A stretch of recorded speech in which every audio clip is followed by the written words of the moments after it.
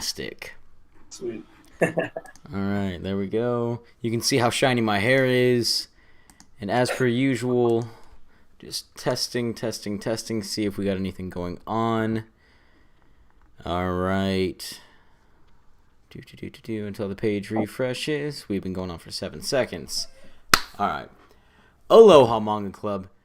It's your boy Lohali signing in with this week's edition of the live stream Manga Club. Now, we did have a few technical difficulties last week, but that's all done in the past. This week, obviously, I am joined by my conniving co-host, Jing Graves. What's up, guys? And we are joined by Zach, the mastermind behind Starlight Lost. How are you doing today, Zach? What is up, you guys? I'm doing fantastic.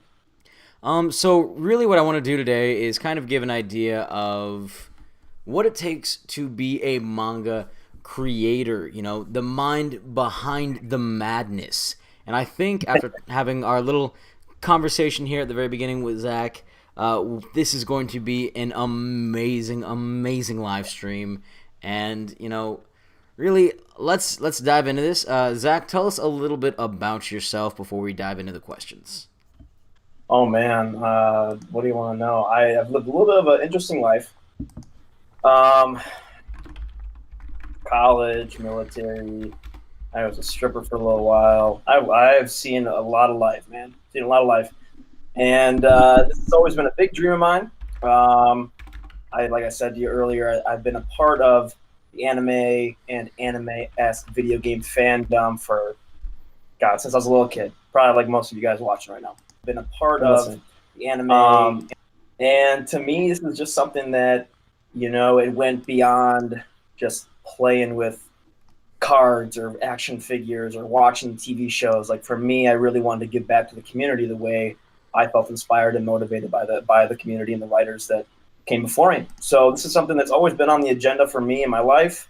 I'm so glad I've been able to do this at such an early age. I thought I was going to have to push it off. So I was like 40, 50 or something, you know, maybe in my old age, I could get to this dream of mine.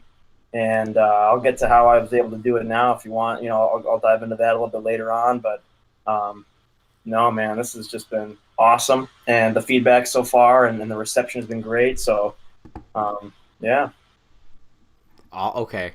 I have to ask this question, and I'm sure you probably know where this is going. You went from were you a stripper first, or was it the military first? I was in the military for a very short period of time. I was only in for not even a year. Okay. So I got medically discharged for some really ridiculous thing. But yeah, no, and then I was a dancer for about 2 years, and it wasn't like right away. It wasn't like I got out of the military and then I'm like, all right, I'm going the opposite direction of my life. Like, no, there's a good chunk of time between there. But yeah, man. I mean, definitely no judgment. A few of my friends have been bouncers at clubs, and I always hear That's how it started out. That's how it started out, man. I was like doing nothing with my Friday, Saturday nights except for like playing League of Legends. And then I was like, why not make some money? I became a bouncer at a local bar, and they paid like $50 a night. And I was like, I really want to bartend, and nobody in town would let me bartend. There happened to be a old dance club outside the town, and everyone's like, you should go over there. And like all my buddies like went downstairs to see the girls. They're like, why don't you go upstairs and dance? Blah blah blah, you know. And I'm like, no. And then one day I was like, all right, I'll give it a shot. So. Hey, like I said, there's absolutely no judgment here. I thought my fiance was like, Brian, you know what you should do that sometime. Just try to earn a little extra money for us. I was like, mind opening. It's I got told that too. It's crazy, man. It's crazy stuff. Graves, I mean, you're 6'3" and I'm 5'6". I think one of us would probably have a better time, and it would be you. We could do it together. We'll do it. We'll be a team. We'll be the long and short of it. Is that what we'd call ourselves? Yeah, you cover one side, I'll cover the other side. There you go. Tag team duo, Boston. So, you know, listening to that sounds, you know, your story sounds similar to a lot of us. You know, we're inspired by manga, you know. Instead of creating it, we collect it. And, you know, you went this different avenue. Have you always been a writer, or is this something that you kind of picked up a little bit later in life? Or is this something that you were like, I can write, I want to be able to do this later on? I've always been dabbling, since I was a kid. I'll give you the typical like musician answer, or like when musicians or musical artists are like, "How long have you been singing?" "Oh, since I was 3." Like I've been using my imagination for as long as I can remember, man. And I've been writing stuff down. Gosh, probably like at church with my parents. Like I've been like creating my own Pokemon and stuff, like since I was 8 years old. Like I've always had a notebook in hand. That's kind of like a weird thing about me, I guess. And so I think I started really writing like a story that I still have somewhere when I was 11. Hell, even before then, I think I have somewhere. My mom's got some stupid thing that something you can hang up on the wall of a newspaper where I won a writing competition when I was like 6. I think they broke it down by grade, and you won like $100 savings bond if you won. And I like randomly won some weird story writing competition where I won a competition. And maybe that was some sort of like subconscious incentive to keep writing for me, as a young kid. But yeah, no, I've always been writing. So. Dude, that's so awesome. Like, I guess I don't know. Yeah. I've tried writing, and all of my stories are way too succinct. I'm like, he opened up the door, ate dinner, and he was done. Yeah, I got a buddy who was writing a story about like he's trying to do like the whole fantasy thing, and I gave him something to read, and we were going to critique each other's stuff, and his whole story was just like a really bad game of Dungeons and Dragons, and like it's like you hear Dungeons and Dragons, you're like, oh, that's cool, and then it's like, but like no, his was like, and the warrior fought the bear and lost. And then he was hunting, and then he was eating beef jerky, and then he went to a town, and then he was eating more beef jerky. I'm like, does this guy just eat beef jerky? Like, that's all he does, man? Like, no judgment on the beef jerky. I love beef jerky, but that's a lot. Right. But I'm like, there's no substance to this. And that was the other thing, too. Like, it went from him losing to a bear to, like, a week later, he was, like, this ogre. The ogre warrior was, like, the main character. And he went from like losing to a regular bear in the woods to killing like a necromancer evil witch that was controlling like an army of the dead a week later. And I'm like, that's a weird. That's pretty fun. That's pretty weird. Like, how do you get from point A to point B there, man? I'm like, ugh. Like I said, it sounded like a bad game of Dungeons and Dragons. So, I mean, whew. Right. That's some power scaling right there. right. I was like, see, and I kind of have the same background as you, Zach. Like, I write all the time too. Yeah. And I also do D&D with my friends sometimes, and they're like, "Oh, well, we want you to make a story for us," and they started playing it and everything, and they just didn't know what was going on because I put a lot of depth into it. And everybody still didn't know because I was so nonchalant about stuff that the big wizard guy that helped him was actually the main villain the whole time. right. I never got up to it until right when it was like, this dude stabbed me in the back. And I was like, you didn't catch all the little things in the story that he was doing this to you? Right. Dude, one of the best ones that I did for Dungeons and Dragons is I only got to play 3 days with this campaign. And we walked into this super secret, like, terrifying magic shop, and the guy was like, somebody had to buy new armor, and the guy was like, he's like, you can have the armor, but he didn't say you can have the armor for free. And I was sitting there, I listened to him like say those exact words, and he put a lot of emphasis on you can have the armor. And I was sitting there, I was like, shit, and that was my one, everybody. And so I just told I was like, my character threw money into the bowl. And we walked out, and as I was leaving, I was like, man, I'm not going to be here for 2 weeks. What had happened if I hadn't thrown that money in the bowl? He's like, oh, you all would have died.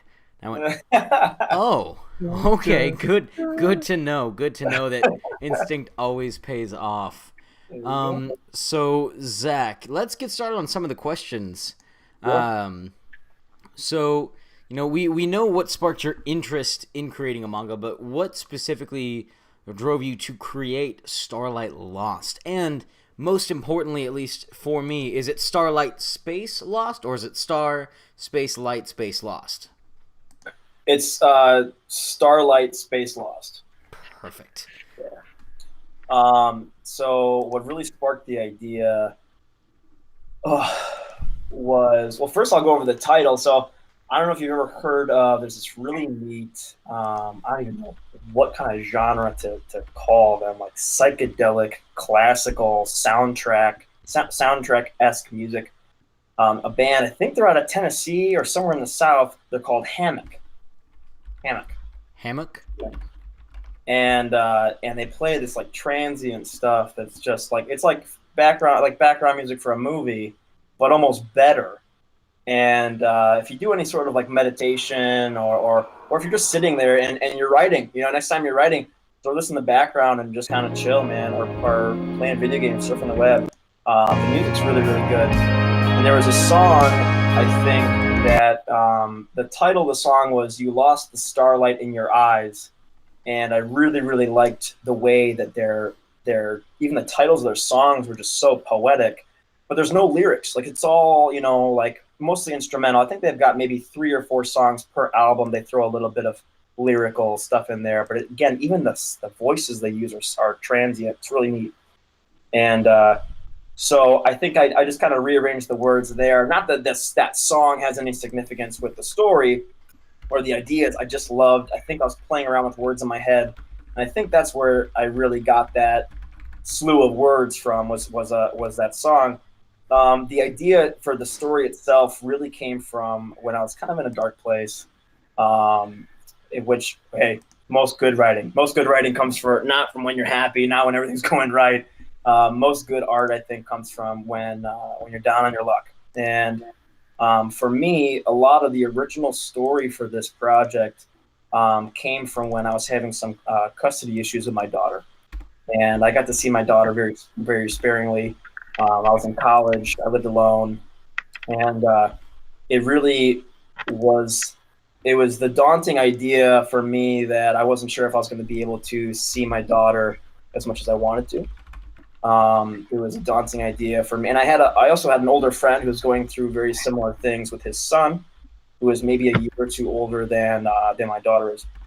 And he was going through very similar stuff, and he really just kind of like broke it off. He gave up like all custody to his son, and he's kind of like, his whole philosophy was, if my son was going to find me when he finds me, my son will look for me eventually, and then when my son is ready to have a relationship with me, we'll have a relationship.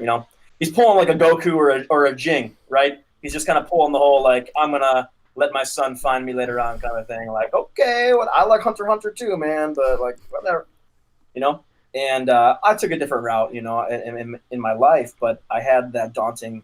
A lot of the story was based on that daunting ideas. Was what if I do never get to see my daughter for a decade? What if we just moved away and I never got to see her, right? So how do I get her to be interested in me? How do I make myself the best person I can be, or the most interesting person I can be, so that she'll go looking for me, right? Someday. And so I came up with this like wacky fantasy metaphor about this guy called the Conqueror, okay? Mm-hmm. And it was just about this whole weird thing where, the daughter figure in the story when she's older is going to be like everyone in the society and the culture is going to be afraid of this man because he slayed dragons and werewolves and like whatever, like just wherever stupid shit. There's actually no werewolves in the story now, but like when I was conjuring up the ideas, what makes a great man, what makes a great hero or anti-hero all in one, right? Like what makes a man respected, admired, and feared. And I kind of wanted to wrap that up all into this dark character that at the end of the story would be reunited with his daughter, and that's what ultimately kind of softens his character, softens the monster, And there's this, and build a whole family, or like a father-daughter story there, which I think is a story that's it's not told very often. We get a lot of father-son stuff. We get a lot of mother-daughter. We get a lot of mother-son stuff. We look at Bambi, Lion King, Land Before Time, all that kind of stuff. very rarely and scarcely have I seen a quality father-daughter story. And so that's where a lot of this idea was rooted in. And man, has it changed a shit ton. There still is that arc. It just is kind of shoved for way later in the manga. Mm-hmm. Probably won't get to it for a few years. But and it became more about building the story of this enigma, of this figure. And you kind of get a taste of that on the Instagram. We recently posted a little bit of a shot ahead where you see Meruem, and he's got the white hair and he's sitting on the throne surrounded by all the books. So the story's still going to have some of that core element, but it really was kind of surrounded around that, and now it's just become this whole other monster. So, dude, that is awesome, and I 100% agree that a lot of art just comes from, depth. It comes from the emotional extremes that a person can face. Sadness, angst, depression. Like, a lot of great artists have been emotionally or physically tortured, and I really like that you brought that up. What do you think, Graves? Oh yeah, I mean, I totally agree with you. I was thinking though, so if you want to write this down, Zach, there's another band that I feel like probably goes really well with Hammock. It's called Two Steps from Hell. Okay. They have an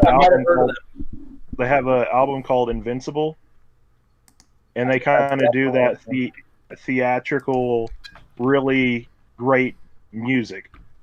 Oh hell yeah! That's why I listen to a lot of that kind of stuff. I think my music taste is really kind of crazy. I'll go from listening to like screamo death metal to like jazz and classical and like sound. And then like we talked about before, we talked about how you named your chapters, your prologue, all that other stuff. A lot of it, I feel like the words that they don't say are actually in the titles of the songs. Like there's a one called Moving Mountains, and you actually feel like, it gives you that power. Hell yeah. Yeah. That's awesome. So, let's see. What's the next great question to ask you that kind of leads from that? I mean, challenges in your life make the manga proliferate, make it grow, but what are some challenges that you see this manga specifically facing? Like, do you think there's going to be distribution problems? Do you think there's going to be problems with art? Do you think there's going to be problems? What do you think are the problems that are going to face you? I think that the coming challenges as far as a manga writer, creator, producer, the biggest one is I'm producing this all on my own. So right now it's something that I'm easily able to afford. I made sure of that. I didn't want to dive into a project that, it'd be 1 month here and then I'd have to put it off for 3 months and then like 1 month here. No, I want to make sure this was a consistent thing for me and my artist. Mm-hmm. But if anything were to happen to that dynamic, that would be kind of sad. I feel like a goal of mine personally is to build up a big enough audience that either via Patreon or the volume sales themselves that I'll be able to make enough within the first 2 or 3 years to pay the artist and just break even. If I can do that, I will be so happy. I don't even need to make money on this for like years, man. As long as I can get enough to pay my artist to continue to help me create this, for me, the enjoyment really just comes from knowing that I created this thing, and that there's people out there reading it. The fact that you read the first 70 some pages of this thing, to me, and to the people that are watching this, to me, that is just like so awesome. That is like a dream come true, and then we're going to be releasing chapter 2 soon. So that's going to be 120, 130 some pages total that people are reading. Like this was some stupid idea in my head that's now coming to life, like it's manifesting itself. And that to me is just like, oh my God, man, that is so awesome. So awesome. So fulfilling. So, as far as other challenges, there's an obvious, the financial, but other challenges, I think, translation. translation. I think that I definitely want to. So we're doing this more like an American comic, even though the art style is like a manga, right? A Japanese comic, but it is laid out like an American comic. It reads left to right, panels lead left to right. So a challenge ahead, I think, and this is something that I'm probably going to dabble with more once we have the first volume done, is rearranging the panels, okay, and then being able to translate it and being able to get it to where the real manga, one of the largest manga communities and readers are in the world, which is Japan. So that is going to be an upcoming hill to climb. As far as other things, I mean, I think maybe the duality between self-publishing and then finding a publisher to assist or do most of the work for me. That is something I'm going to kind of dabble with a little bit. I may try to self-publish, and then if that doesn't work out, take it to a publisher. We'll see. I mean, there's a lot of this that I'm brand new to. It's very, very new territory for me, and I'm excited for a lot of it. But I'm very determined, and I hope it all goes well. That is, yes, because this leads perfectly into the next question. Wait, hold on. I got a question. Go for it. So how many pages would you say were in the prelude? The prologue? Yes. I think there were 16 pages in the prologue. There was 60 pages in chapter 1. There's going to be between 50 and 6. Right now I've written it at 50 pages for chapter 2, but I'm changing a little bit of the end scene. I'm not sure if I'm going to tweak it or not. I might shorten the end scene I have now and add on a couple extra pages so that it'll cap at no more than 60 again. And then chapter 3 and 4 will again be right around 45 to 60 pages, I think, for both those chapters. So you want to get this physically published because Otaku Mike actually asked if he was able to buy a physical copy, which not yet, but it sounds like that's kind of the definite plan, is to get volumes put out there. Oh yeah. Yep. My artist does he does a page a day. We do about 7 pages a week. Sometimes we'll do a little bit more than that. Like if a page is one big illustration, sometimes he'll be able to do a paneled page and then like a more illustrated page in one day. Sometimes he pushes himself a little harder, and man, he is such a hardworking artist that does quality work. I really appreciate Jeremy out there giving his all. So considering that, I want this to be around 200, 220, 240 pages, but some of that's also going to be like, the index and whatnot too. So, we'll say right around 200 pages. We've got 120 pages done. We'll have about 120 something, 130 pages done by the end of April. So I'd say by July, we'll have everything done. I'll probably take a couple of weeks to mess around with Amazon, self-publishing. They actually will make the book for you on Amazon. And then probably by early August, have it available for physical copies. I call dibs on a first copy officially signed. Hell yeah, man! Hell yeah! Call dibs if anyone hasn't called it yet. Nobody's called me yet. So you got it, dude. You got it. Yes. So Mike, it looks like we are gonna have a physical print coming up soon. That means I'm excited. I like I said, after reading the prologue and chapter 1, I picked up a lot of different things. There's so much coming. We'll dive into a little bit more with some of your other questions, but man, I try to like foreshadow a little bit of things that Have you read Attack on Titan? I have read a little bit of Attack on Titan. Yes. Yeah, personally, I love We Attack won't on talk about it. Titan. What? So we won't talk about it. Why? I have everything currently out for it.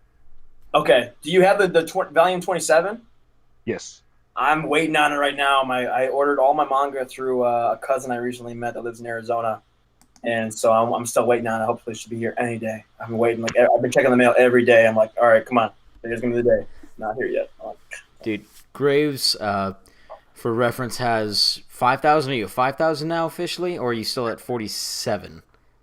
I'm 6 away from 47.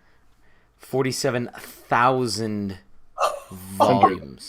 4,700. It's 4,700. But Dude, that is so awesome. That is so awesome. this man is a manga, like a manga aficionado. He knows if there's a story out there printed in English, he probably has at least one copy, unless it's Rave Master or Initial D on his shelves.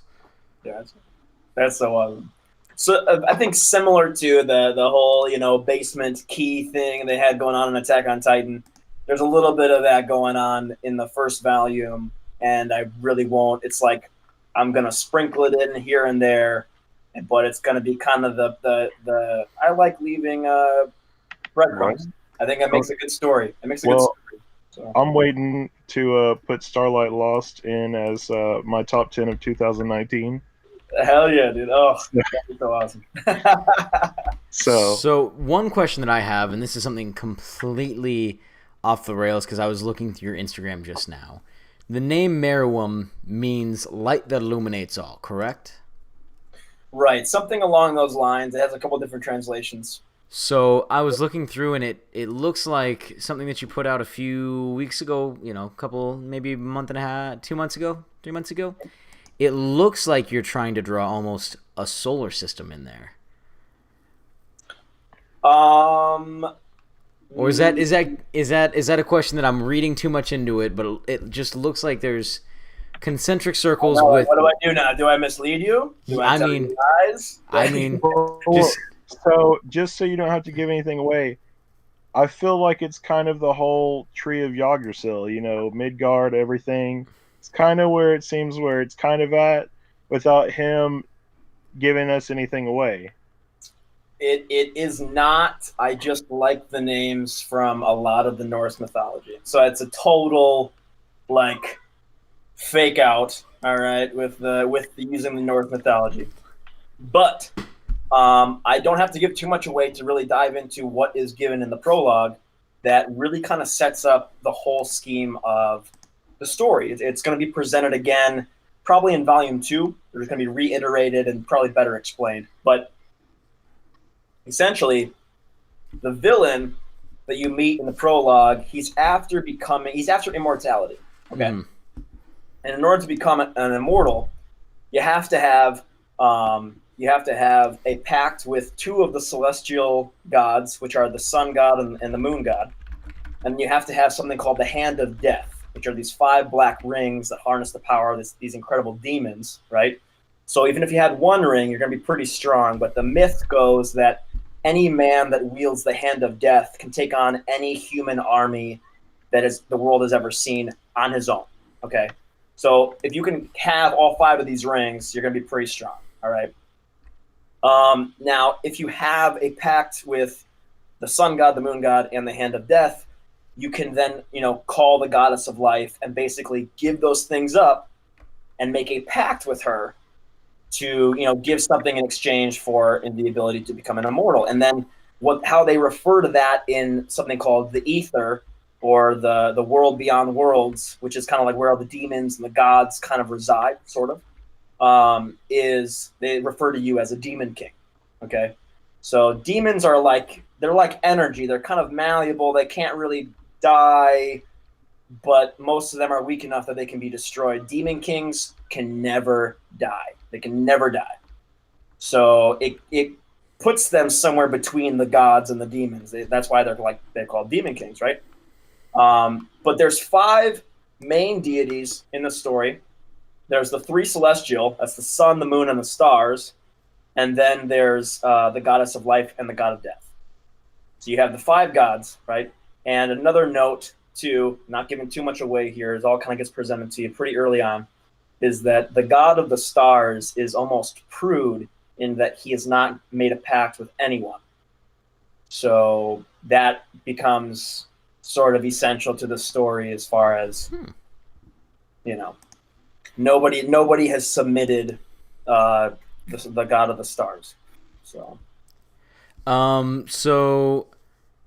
are the gods good guys, bad guys, or right now in the story, from what we know, they're there. We don't know if they're good, they're bad. We just know that they exist, right? Ooh, correct.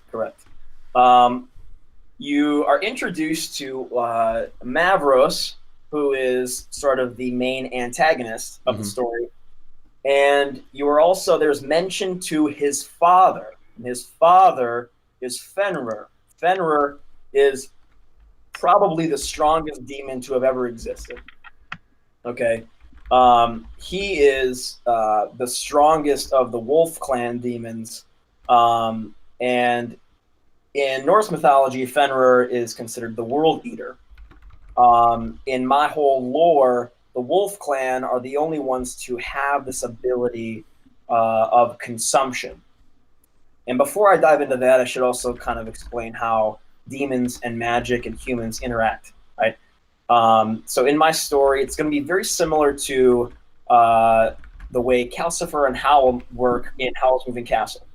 Or Howl, in order to claim the power of Calcifer, had to give his heart, right? And then later on in the movie, are you guys familiar with that movie, Howl's Moving Castle? Yep. Okay, I figured. Later on in the movie, Sophie interacts with Calcifer and gives a lock of her hair to unlock some of his powers.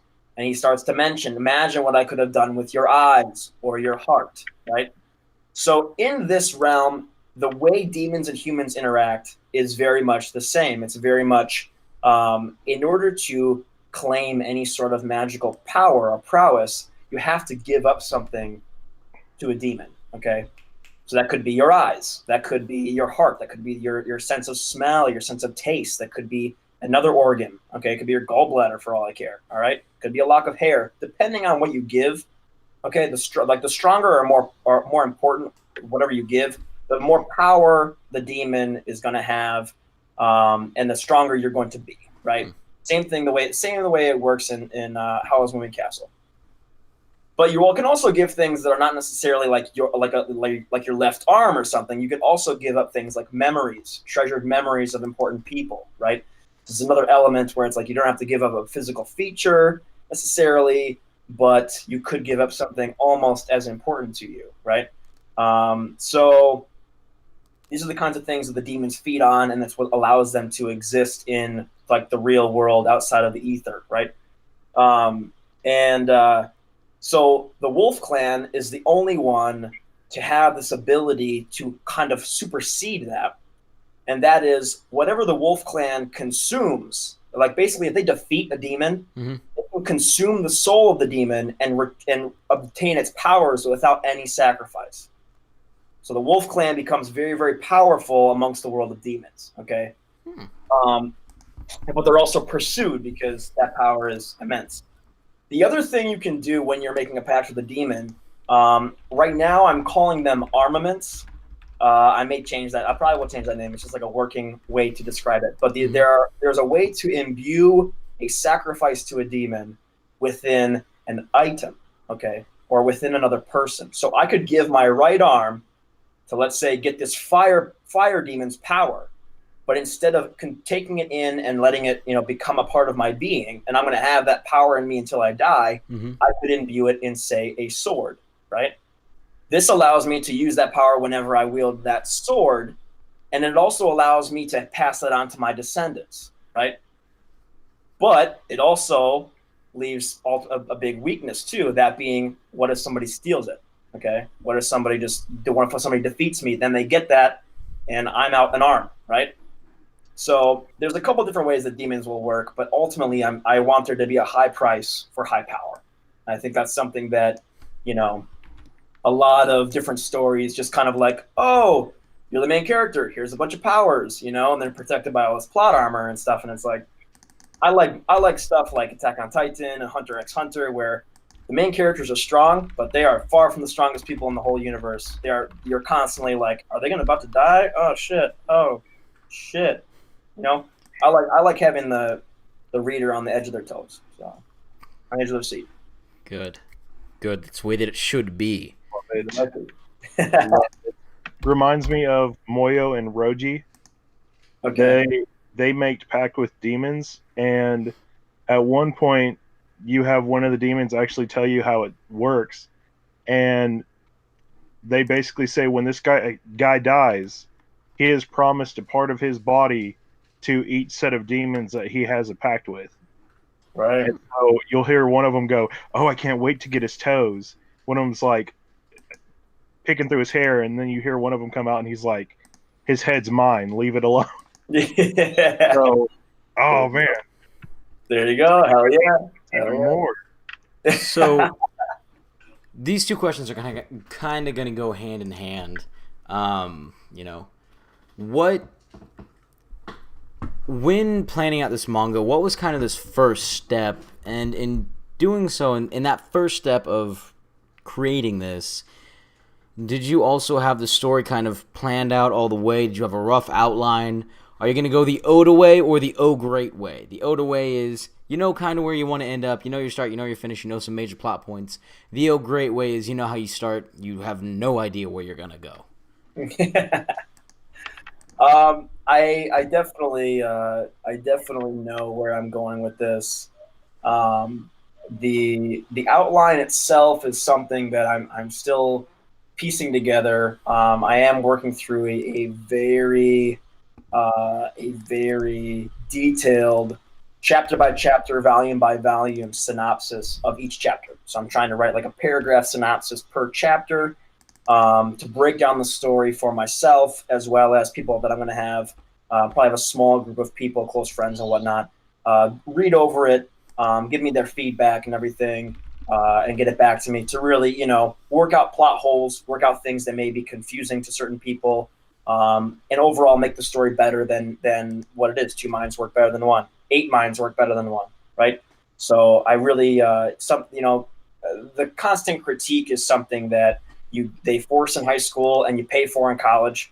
So, I'm outside of both those things now, but you need that, especially as a writer. You really need that. You need that criticism because you're going to get it anyways, right? So, so that's something that I definitely am going to seek out soon. I'm between the first 2 story arcs and the last 2 story arcs, and I'm trying to bridge them together well enough, and I'm just kind of getting lost in it. I've literally been going over and redoing this, what would be the 3rd story arc, for 2 months now almost. It's ridiculous. So, but again, I want to make it the best story it can be. So, as far as what was the question? As far as starting off? Yeah, how'd you what was that first step in creating this? Was it writing that outline? Was it coming up with the name? What was your first step? The first step, I think, was I had this idea in the back of my head again when I was going through, what I was going through. This is back late 2015. Okay, so this is 3.5 years ago, and I think it was that following year for a class. I had to make a website. I had to make a personal website. Could be about whatever I wanted, right? So part of me wanted to, at the time I was doing independent personal training. I was going to do it about that. And then I was like, no, let's not do that. Let's do it about my real passion. And that is the writing and stuff. So I got together with a couple of other, creative artists that I knew in college and everything. Some friends that are also very much into anime and video games. And we put together a whole nice little website that we were going to be, I made some goofy video for it where we're going to be creating video games and manga. And I had a story, a book that I was going to be working on, created different pages for it, etc. And that all kind of fell apart after I used it to get an A in class. But it was in creating that website that I think was one of the first times I really put down the name Starlight Lost. And that was one of the first times I put down in a paragraph the description of the story, And then since then, I've just kind of jotted it down here and there. And it was a little over a year ago. I for whatever reason, I had taken a hiatus from physically writing words, and I really wanted to jump back into it. But to me, it just felt monotonous and boring. I have 160 pages written of a book that I didn't finish, and to me, that was a whole chunk to put off for almost a year and then come back to. It's man, that's a lot I have to go over and analyze and see where the hell I was. when I was 160 pages in. So I was like, I really wanted to start drawing. I just wanted to start drawing for whatever reason. Sat down one night and started drawing. And that's where I really came up with all the concept art for Starlight Lost. And that, I think seeing that in a different medium is what led to writing this as a manga instead of a book.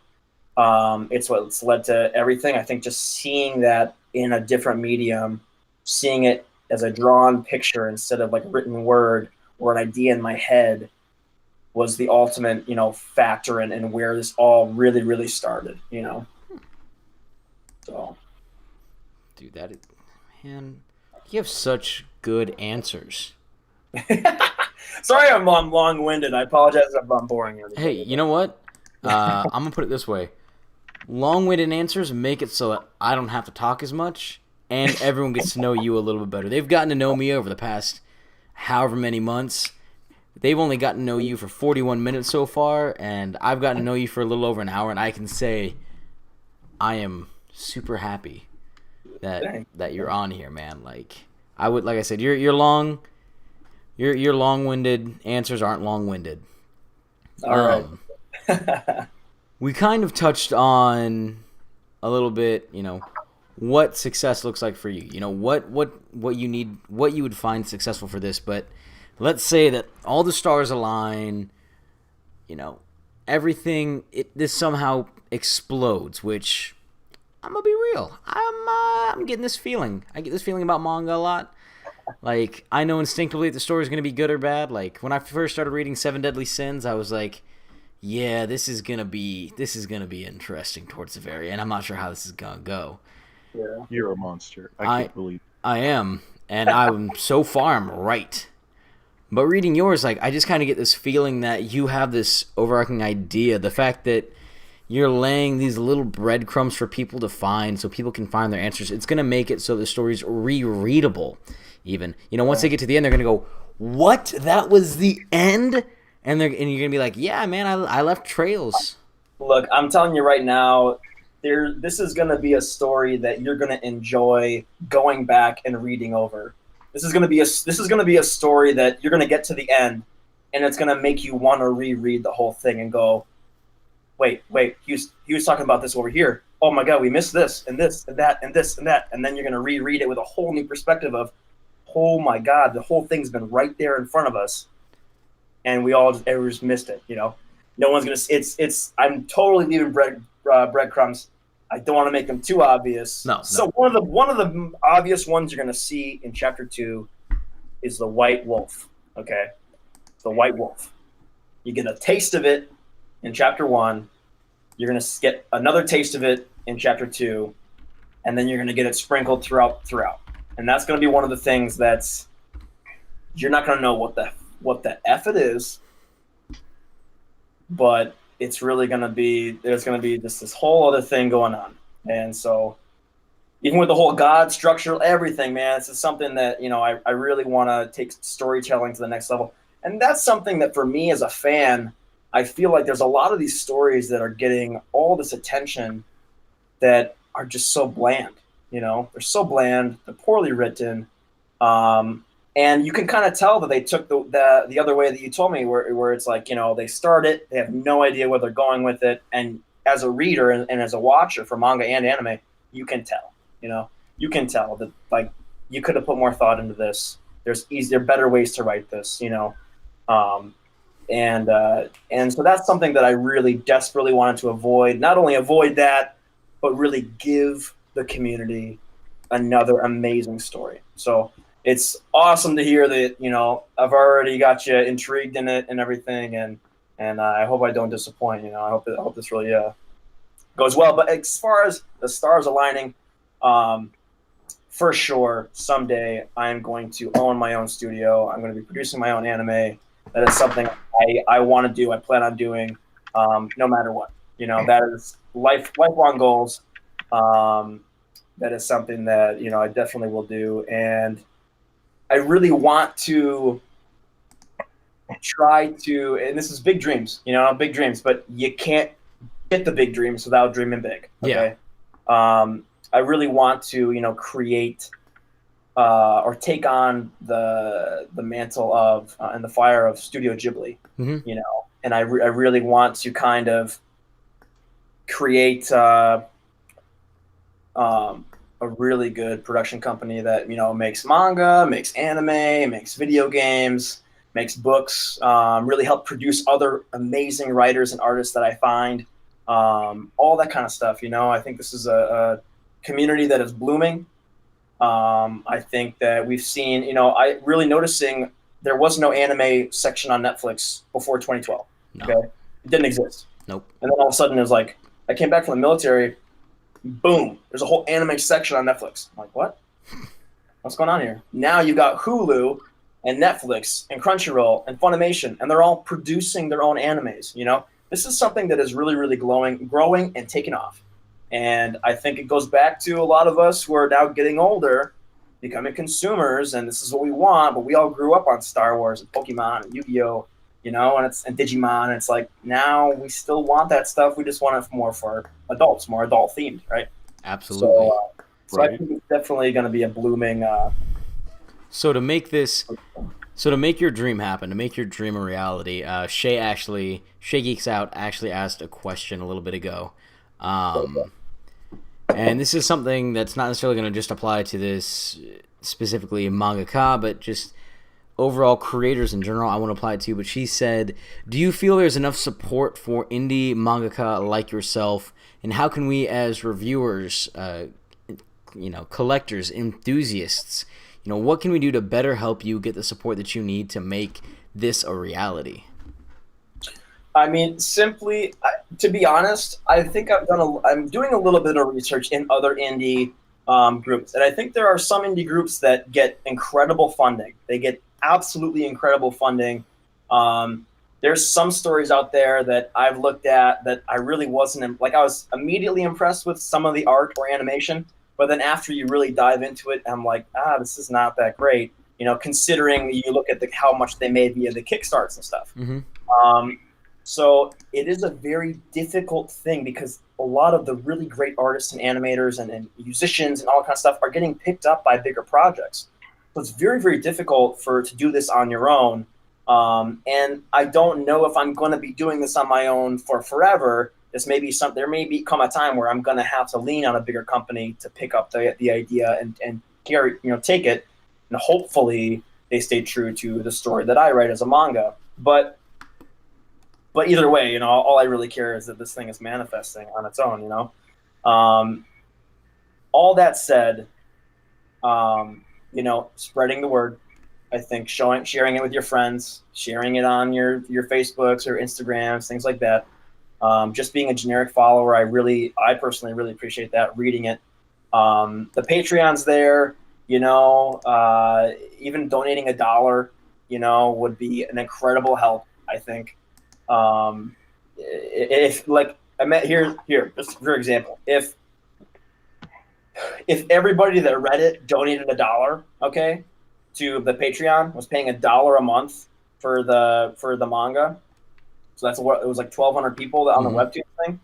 I mean, that would be more than enough to pay for everything and then some. Okay, like that'd be more than enough to carry us through, Yeah. My expectations, I've made it very, very realistic between me and my artist, and so and I'm putting a lot into this myself. So as far as things you guys have to do, I've made it so that I don't have to lean on the whole Kickstart, and I'm not going to be coming to my fans groveling for money like I see some of these other people doing. I've built a life for myself, and I've done this on the side, even though this is my true passion. And just, I don't know, man. As long as you guys are reading it, I'm happy. And like I said, you have to quote Woody, you have a friend in me. I'm gonna read this thing. Well, no. I said I know that as a collective we can do as much as we possibly can to bring this story to the forefront. Pushing you out onto other live streams that you can hop on to. You mentioned that you are a father, and I know that on Monday nights, actually, Jin is part of another podcast called the Otaku Dads.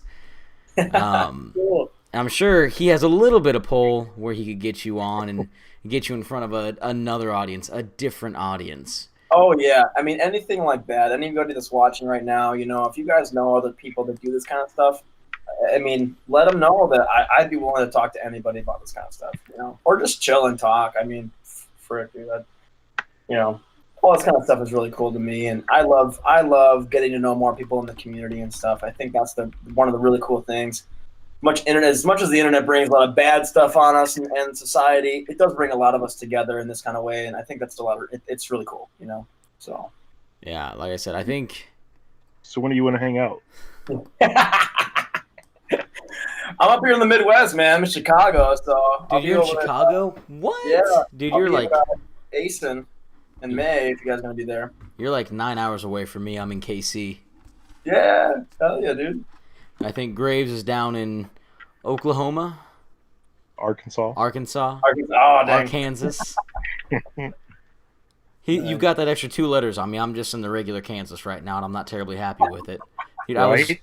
I was born in Nebraska, moved to Missouri, and I was like, okay, this isn't a terrible move. And then I moved to Kansas to, my fiance and I moved in, and we got a house in Kansas, and I was like, oh, I don't know if I can do this, babe. Like, I'm from Nebraska. This ain't good. This ain't good. Yeah. Let's see. So we got the success, obviously. Is there once this is done, do you have another project in mind? Do you have something else that you want to create after this, or is this your main focus right now? Is there nothing else in your mind other than the studio overall? There are, but there are a lot of ideas that I'd like to bring to the table. I try as a writer to not be thinking about too many ideas. I think so many people are writers, artists. It's almost like they have ADHD or something, I mean, we all do, right? Social media has kind of like programmed us all to have attention deficit disorder. But this is a real problem when you want to actually create something, is that people don't have enough focus on one thing. They start, I'm going to be writing these like 3 different stories at once. And then it's like you're slowly but surely, you're diffusing all of your good energy on 3 things when you could really focus on one and make it the best it could be. So in that respect, I'm giving 100% to Starlight Lost right now. I have other ideas that are tucked away in the back of my head. One of them is to do like a comedy-esque one, similar. I shouldn't say similar. I want it to be funny like One Punch Man. No superpowers, but I want it to be about male strippers. I want to do a whole manga about male strippers and like the life that I lived for 2 years. Because it literally was like a goddamn movie. I'm telling you right now. It literally was like a movie. And I don't think it's been done. And it's like, even if you're going to get someone who's like, wants to write manga about it, they probably weren't a stripper. So that's something that I really want to do. And it's going to take a huge back burner right now, unfortunately. But I think that's going to be one hell of a great story to get out there in the future, right? There's another one that I started writing when I was 16, and that's the book that I kind of backburnered that I've written about 160 pages for. That whole world is literally huge. That's like a freaking Tolkien project I've got like sitting on the back burner. It's something I plan on getting to eventually. It's just way too long.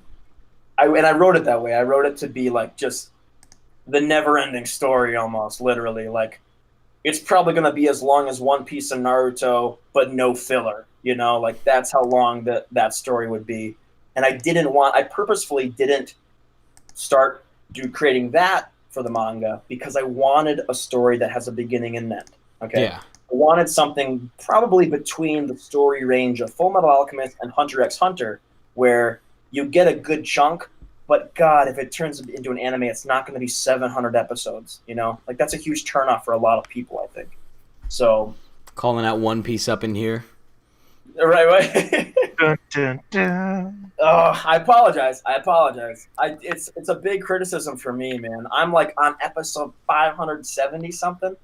It's One Piece. One Piece is such a slog. All that I can say. Whenever anyone's like, "Oh, don't skip the filler episodes," I'm like, "Listen." They're like, "It's less than 3%." I was like, Listen, 3% of 1,000 hours is still 30 hours of my life that I can get rid of. Right.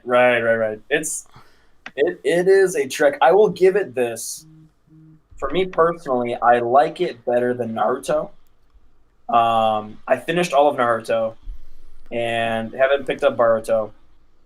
Finished all of Naruto. I have my opinions on that. Maybe we can dive into that another day. Doing One Piece now, I think I like One Piece better. I think it's more likable, even with some of the filler stuff that I've watched. But man, I am not about these super long things, man. I could have watched Full Metal Alchemist like 12 times over. I'm gonna be real. As a huge, if you couldn't see, as a fan of One Piece, you know, if you didn't get into it in the very beginning, it's hard to do. Let me cover up mine too. Yeah, Graves, you cover up yours. Yeah, no, it's okay, man. It's all right. But I like it. It's just long as all hell. It's Oda, for me, like I will gush about a bunch of different writers, a bunch of different mangaka, but somehow Oda for me has created this just living, breathing world, and it's so expansive because he keeps adding on to it. You know, you talk about you wrote, you know, you've been writing stories since you were 6. The crazy thing is Oda straight up said in different interviews, like, yeah, I started writing about pirates when I was 6 years old. I was like, what? He's been writing this story, like, it's been going on for 21 years, and he's been writing it since he was 6. Like, I'm like, bro, you have way too much time. Like, his team, his editors, straight up make him take breaks because he puts way too much into this. Yeah. But no, yeah, and you can tell. You can really tell. I mean, I love it. I really do love it. It is like the ultimate adventure, you know, manga and anime, and I really do enjoy it. It's for me personally, the length. I think it not only gets annoying for me as a watcher personally, but I think it deters some people because think about the top, like everyone's favorite animes pretty much of all time. It's like Dragon Ball Z, One Piece, Naruto. And then you get someone, let's say you sit them down and like, oh, what is anime? Oh, here, watch this. And then they find out it's 700 episodes. And then they're just like, yeah, no, I'm going to go back to watching whatever Vampire Diaries or Game of Thrones or whatever. It's like, you know, I'm like, ah. I mean, I'm going to be real here. Like, if I'm going to introduce him to anime, OJ actually brought this up, but now I'm going to show him the anime for Bleach, because the anime for Bleach is actually pretty decent. How long is Bleach? You mentioned Bleach earlier, and I'll tell you right now, it's so weird. There's like a third of popular anime and manga I have never even seen. Death Note and Bleach, I think, are probably the two most popular. I haven't seen them. You can stay away from Death Note. I have. You monster! I know. There's a problem. I'm trying to get through One Piece. I'm gonna put it. I'm gonna put it this way. Graves knows my opinions on Death Note. Right now, I am. Hold on. Let me cover it up again. There we go. Thank you. It's basically to the point where I have a meme level hatred for Death Note. Okay. Just it is what it is. I don't know why I hate it. I know why I hate it. I'm gonna make a video on it soon. But just what? Finally? How long has that been? a year almost. A year since me describing my hatred. Like, I hate this. I'm gonna make one next week. So it's been 6 months. We've got a few minutes left, and obviously I know that I'm all for this. Graves, you'll probably be for this as well. I want to have you back on, kind of do almost a release party on the live stream. You know? Oh yeah, dude, that'd be awesome. And have you talk about the process of how you got it, you know, how you got it to publishing, you know, all of that stuff, because I've really, really enjoyed this conversation a whole heck of a lot. You know, we've been streamlined and focused. We've gotten to know each other pretty well. You know, I want to have you on a few more times, bring you on, talk about it. When you make this pact with the God of the Stars, you know, because you'll be number one. We'll see who makes the pact with the God of the Stars. You can even write it in there. There's only way at the end. There's only been one person make a pact with me. Oh, really? Who was that? His name was Zach. Weird. Dun, dun, dun. I mean, is there anything that you want to add? Anything that you think that we should know about this? Obviously, I have your LinkTree in my description down below for your Patreon to find you on Webtoons, Instagram, Facebook. You have your own YouTube channel. However, it looks like you only have, I think, one video up as of right now. Yeah, and that thing's like a silly little hodgepodge slideshow thing I threw together. It's probably way too long. I want to create more. I'm actually looking at. I got one musician working for me. If there's any musicians or anyone that knows anybody who's dabbling in music, feel free to reach out to me. I'm actually looking for a lot of original pianists right now. Anybody with skill with any string instruments to create some backdrop music for the Webtoons page, as well as to be used in future YouTube promotions, things like that. I really want to put together. I don't know if you guys are play a lot of video games or know. You probably know or at least heard of Kingdom Hearts. Yep. There was a trailer, very short trailer that was done. It was like talking between young Xehanort and young Master Ericus, and it was just a simple piano melody with like black and white silhouettes of the young masters talking, and then like it had dialogue and them talking over it. And it was very simple, only a minute long. I plan on doing something very similar and creating something like that and throwing that up on YouTube very soon, probably right around the time, if I can find a good musician, probably right around the time that the first volume comes out. But the YouTube channel will be a very slow process. So. You know, if you need, if you want to do some like live action reading of it, I'll contribute a voice if you're like, man, his voice would go perfectly with, you know, Miriam. What? Oh, yeah. Hell yeah, man! Hell yeah! No, I'm gonna be scouting for all kinds of stuff. What? Voice acting, definitely. I want to be an evil guy. No. Hey, Miriam's a good guy, so you can have all the bad guys. I call dibs on Miriam. Yeah. Or you know what? There's Do a you whole think that you could pull off the daughter's voice on that chapter? When he gets to that arc, do you think you can pull it off? I think I could. I think I could do it very well. Hey, daughter. man. Hey, if you need somebody to do like a Stitch impression from Lilo and Stitch. Oh, Oh, Hannah means family, and family means no one gets left behind. Oh, that's awesome. Like I said, man, you need Stitch. I got you Stitch. You need like a terrible. You need like a Canadian Shaggy. I got you Canadian Irish Shaggy. Scottish accent. Oh, that's great. This Canadian. is- You also got your Irish Scottish accent. Lad, you can't just throw an Irish and Scottish accents in there, lad. You just got to keep doing it and doing it and doing it and doing it until it's finally done. Until it's finally incorporated with the main character and you're just doing it constantly. Like you just keep dropping in random words and they'll listen through the entire thing at one point in time. They'll go, how did it go from a regular American accent to like that Scottish Irish hybrid? Like it's bloody weird, lad. There you go, man. There you go. You got a calling, dude. Put together a little mix, throw it up there, get a voice acting career, dude. Man, like I said, I enjoy doing this live stream thing too because I get to talk with amazing creators like you, Zach. I get to hang out with great people every single week. You know, we're hitting that hour mark. So we are going to have to end the live stream tonight because, like I said, I like to keep this at an hour. But, Zach, I want you – you know what? I don't want you back on. I need you back on because this conversation was too fun. We learned too much. Hell yeah, man. Hell yeah. Graves. I'm down. Okay. Did you let them know about the thing yet? We actually need to talk about that. So we'll talk about this after, and then we'll talk about it because I got some new information on it. Okay. Okay. Graves, if you want to give your usual where you can find them, things like that.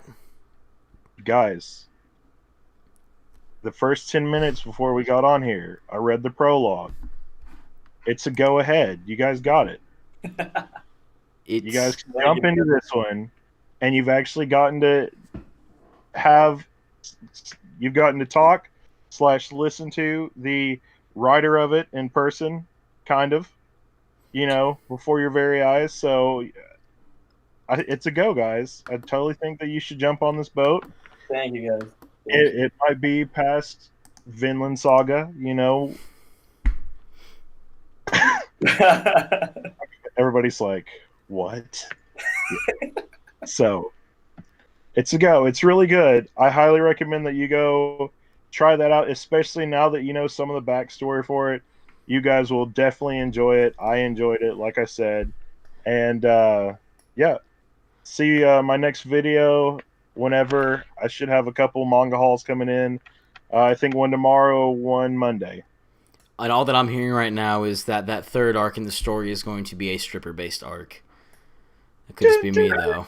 Well, maybe he can go into a town and there's strippers in the town. Or he's got to earn money. You know, you got to earn money when you're traveling somewhere. They never explain it. You just got to do it.